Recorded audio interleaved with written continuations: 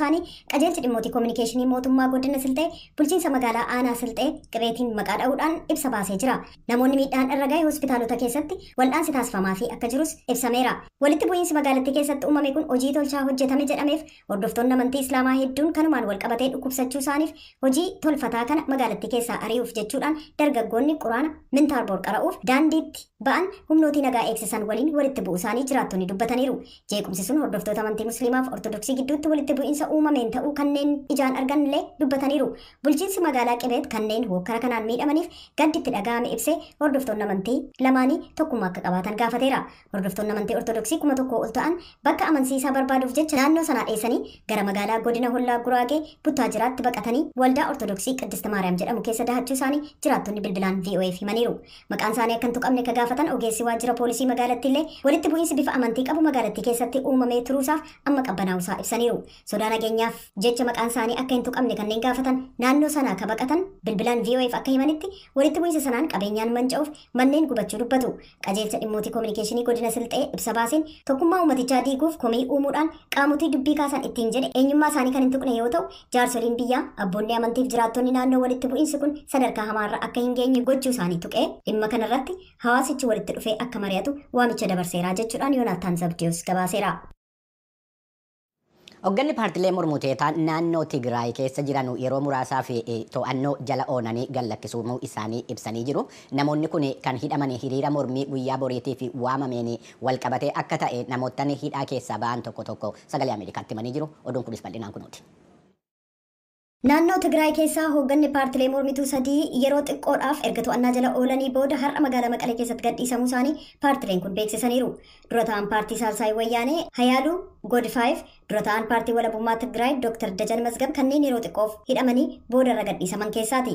Kanneen hidhamanii turan keessaa tokko ka ta'an miseensi hooggansa paartii Baayitoonaa Kibroon Barhee kaleessa VOA'f akka himanitti hidhamuun isaanii kamisa borii geggeeffamuuf ka ture hiriira mormii uummataa waliin wal qabateetii jedhan. Dura ta'an bulchiinsa naannoo Tigraay kan yeroo Geetaachoo Raddaa hidhamuu hooggantoota paartilee mormituu hiriira kamisa boriif dadammaqiinsa kennaa turan ilaalchisuudhaan gaaffii gaazexeessotarraa dhiyaateef deebii kennaniin naannoo sana yaaddoo nageenyaa guddaan kan jiru ta'uusaaf dhukaatonni hedduunis argamaniiru jedhan. Hiriira geggeessuun mirga kennameedha jedhanii garuu nageenya uummatichaaf jecha yeroof bakkisaa akka jijjiiramu hoogganoota hiriirichaa waliin ni mari'annaa jedhaniiru. Obbo Geetaachoon ibsatoota oduuf kennaniin bulchiinsi isaanii mootummaaf paartiin adda adda ta'uu isaanii hubatee hojjetaa waan jiruuf Nawaatiin geggeessuun fedha ka jedhan Obbo Geetaachoon paartichi paartii dhaloota hegeree ta'uu kan fedhan ta'uu dubbataniiru. Bulchiinsi naannoo kan yeroo caasaan sun akka hin diriirre qaamotiin gufachiisan jiru ka jedhan Obbo Geetaachoon akka fakkeenyaatti nuti qaama bulchiinsa yeroo miti jechuudhaan chaappaa hojjechiisuuf kanneen tole hin jedhin hafan aanaaleen jiraachuu isaanii dubbataniiru. Kunis hojii uummaticha miidhu waan ta'eef paartii keenya keessatti irratti mari'anna jedhan jechuudhaan Mulgeetaa Asbahaa Maqaleerraa gabaaseera. Dhaabbileen siviilota miti mootummaa Itoophiyaa keessa socho'aa jiran 35 yeroo ammaa walitti bu'iinsa biyyattii keessatti adeemaa jiru haala waare qabeessa ta'een hiikuudhaaf fala kan barbaadu waltajjiin nageenyaa sadarkaa biyyaalessaatti akka qophaa'uu qabu waamicha dhiyeessanii jiru. Dhaabbileen kun roobii har'aa Finfinnee keessatti ibsa kennaniin waggaa xumuramaa jiru kana keessatti walitti bu'iinsi biyyattii keessatti bakka adda addaatti adeemaa jiru waggaa haaraa Itoophiyaa dhufaa jiru keessatti akka itti hin fufne yaaddoo qabanuu ibsaniiru. Bara dhumaa jiru kana keessa walitti bu'iinsa wal dhabdee siyaasaatiin kan ka'e kan mudateen namoota nagaa 5,900 ol ta'an ajjeefamuu isaanii ibsi dhaabbilee kana beeksisuu isaa kan gabaase Gabra Mikaa'el Gabramadiin. Yommuu gara oduu biraatti darbinu immoo ministeeriin dhimma alaa Yuunaayitid Isteetsi haala yeroo ammaa Sudaan keessatti uumame ilaalchisuudhaan ibsa baaseen ajajoonni waraanaa hokkora biyyattii keessatti taasifamaa jiru keessaa harka qabu jedhan irratti oggura kaa'uu isaa ibsee jira. Gabaasni kunis dabalataan kunooti. Ministeerri dhimma alaa Yuunaayitid Isteetsi Antoonii Bilinkan Sudaaniin ilaalchisuudhaan ibsa baasanii jiran. Miseensonni humnootii saffisaa RSF jedhamanii Daarfur keessa fixiinsaaf dararaa kabiroo ajjeechaa gosa irratti hundaa'e qabsaa'ota mirga namaa irratti haleellaa fuulleffate hokkara saalaa walitti bu'iinsa irratti hundaa'e raawwatan hawaasaalee saamaniiru gubaniiru jedha ibsisuun. Kanaafis deebii kennuuf jecha ministeerri dhimma alaa Yuunaayitid Isteetsiif ministeerri maallaqaa ajajaawwan waraanaa gameeyyii lama irratti tarkaanfii fudhatee jira. Ministeerri dhimma alaa Yuunaayitid Isteetsi jeneraal waraanaa humna saffisaa kan RSF'if ajajaa waraanaa garee kan damee Daarfur Abdulrahman Jumaa dhiittaa mirga namaa hamaa keessatti hirmaachuu isaaniif ugura viizaa irra kaa'ee jira. Maddeen amanamoo ta'an akka ibsanitti waxabajjii 15 bara 2023 humnoonni saffisaan kan jeneraal Jumaadhaan hoogganaman bulchaa dhiyaa Daarfur Kaamis Abaakiriif obboleessa isaanii ukkaamsanii butuudhaan ajjeesan. Kunis kan dhaga'ame Abaakir gochaa RSF balaaleffachuudhaan ibsa kennanii sa'aatilee xiqqoo booda.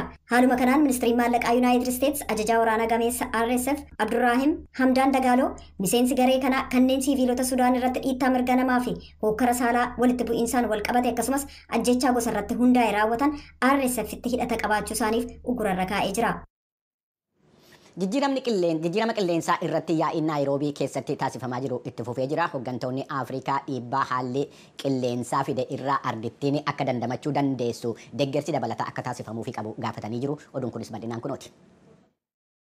Hoogganoonni Afrikaa innaasaan gumii jijjiirama qilleensaaf Naayiroobii keessatti wal gahanii jiranitti kan dura ta'aa gumii dhimma jijjiirama qilleensaa ta'uuf jiran gama geggeessame isa hamaa jedhame ibsanii jiranii jechuudhaan Reuters gabaaseera.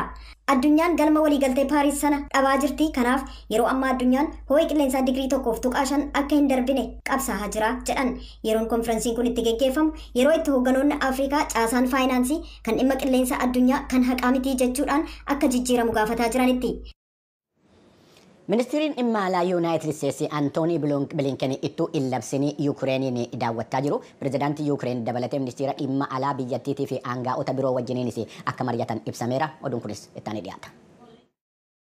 Ministeeriin dhimma alaa Yuunaayitid Isteets Antoonii Bilinken erga Raashaan torban tokko keessatti haleellaa misaayilaa jalqabaa magaalaa galma mootummaa Yuukireen irratti geggeessitee booda akka tasaa Kiiviin daawwatanii jiran.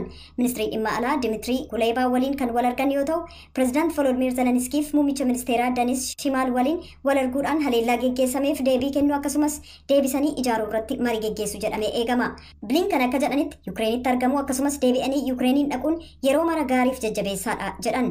Kun erga bara 2022 Raashaan Yuukireeniin weerartee qabee daawwannaa gosa arfaffaadha jedhaniiru.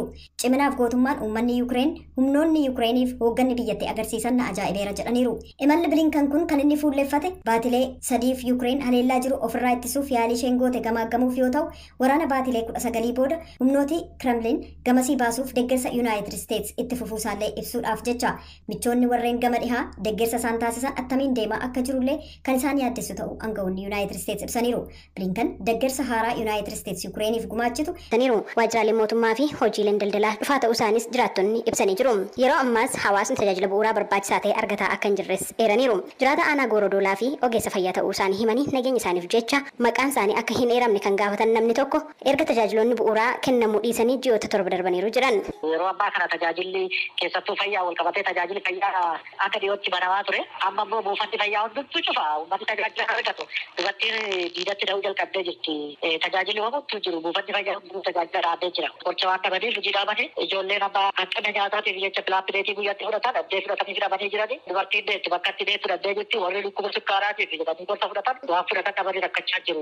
Kaleerraa kaasee rakkoo guddaa jira Goorodoolaa keessa. Bulchaa naannichaa Obbo Geetu Culuqqee deebii sagalee Ameerikaaf bilbilaan kennaniin erga caaseffamni haaraan hojiirra ooleen as caasaan mootummaa aanicha keessa jira jechuun hin danda'amu jechuun waan mudataa jirus ibsaniiru.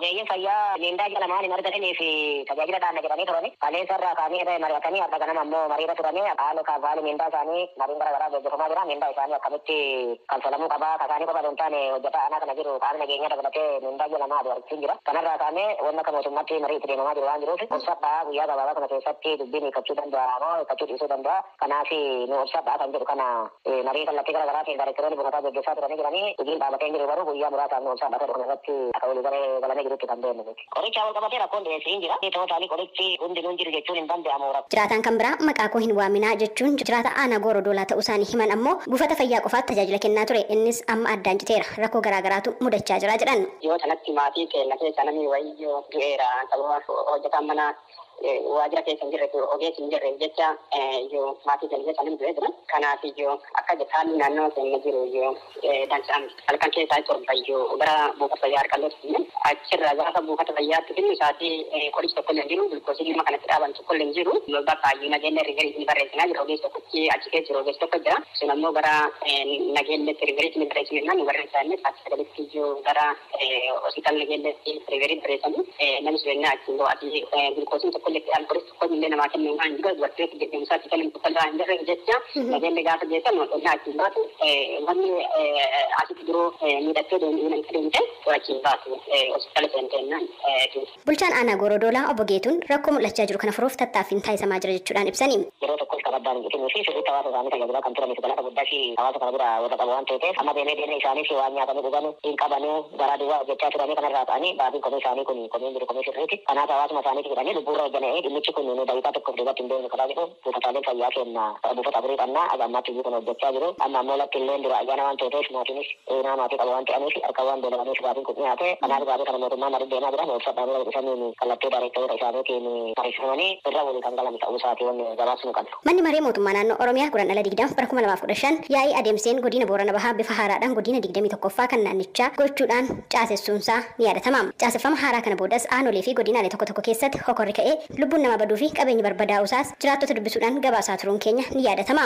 Rakkoo jiraattonnii fi bulchiinsi aanichaa kaasan kanarratti godina Boorana Bahaa akkasumas godina Gujii fi biiroo kominikeeshinii mootummaa naannoo Oromiyaarraa deebii argachuudhaaf tattaaffiin taasisne hin milkoofne. Haa ta'u malee pirezidaantiin naannichaa Obbo Shimallis Abdiisaa wayita yaa'ii caffee irratti dubbatan caaseffama haaraa ilaalchisee murtoon darbee duubatti hin deebi'u jechuun ibsanii turan. Dabalataanis gara fuulduraatti caaseffamni godinaa hafee caaseffamni gandaa magaalaaf naannoo akka jiraatu ibsuun isaanii ni yaadatama. Gabaasa sagalee Ameerikaatiif Tsahay Daamxoo Finfinneerra. Naannoo Amaaraa keessatti walitti bu'iinsa darbee uumamaa jiruun darbee humnoota mootummaatii fi gareewwan hidhattootaa gidduutti taasifamaa jiruun uummanni tajaajila eegumsa fayyaa dhabaa jiraachuu ibsee jira.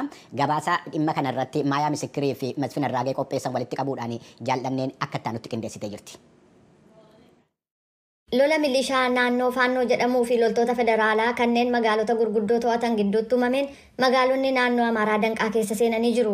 Hojjetaan fayyaa kan godina Gojaam lixaa magaalaa Dambacaarraa akka jedhanitti jalqaba irratti loltoonni federaalaa guyyootaaf hospitaala magaalattii keessa buufatanii turan. Kunis hojjetoonni tajaajila fayyaa kennuuf rakkisaa akkatti ta'ee ture dubbatu. Hospitaaluun የለቀቁት እንዲሁ ያሉ ከተማውን በጣም አስቸጋሪ ነው። ነፃነት የለሽም መንቀሳቀሳችን hospitaala gadhiisanii ba'aniiru. Ammallee magaala keessa jiru. Baay'ee rakkisaadha. Bilisummaa hin qabdu. Dhuguma socho'uu hin dandeessu. Namni tokko dhufanii jiru yeroo jedhu yeroo hundumaa dhufanii